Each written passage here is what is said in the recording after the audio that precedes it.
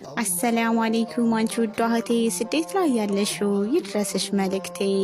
በዓል መጥቶ ለሚከፋሽ ቆራጥ ጀግና፣ ብርቱ ለሆንሽ በድንሽ ላይ ለበረታሽ፣ በአላህ መንገድ ብዙ ላረግሽ ለሰው ደስታ እንደ ሻማ እየነደርሽ ህልም አቅደሽ ስደት ላለሽ ጠንካራዋ እህት ዓለም እንዳንቺ እኮ ጀግና የለም። ምን ቢነገር ምን ቢወራ ማን እንዳንቺ ንባውራ።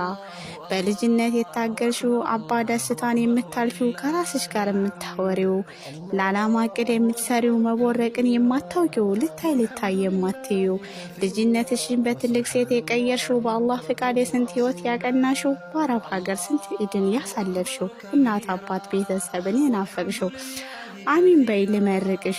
ሀያሉ አላህ መልካም ሁሉ እየወፍቅሽ ደስታ እንጂ እምባ ሐዘን ያረቅልሽ። ስደት በቅቶ ለሀገርሽ እሱ ያብቃሽ።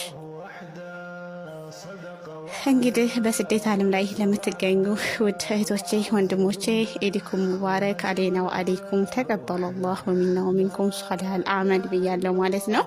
በስደት ዓለም ላይ ለምትገኙ ሁላችሁም አብሽሮ። በተለይ ደግሞ ውድ እህቶቼ በማዳም ቤት ሆናችሁ የምታሳልፉ የምናሳልፍ ነገ ሌላ ቀን ነው ኢንሻአላህ፣ ይህም ያልፋል።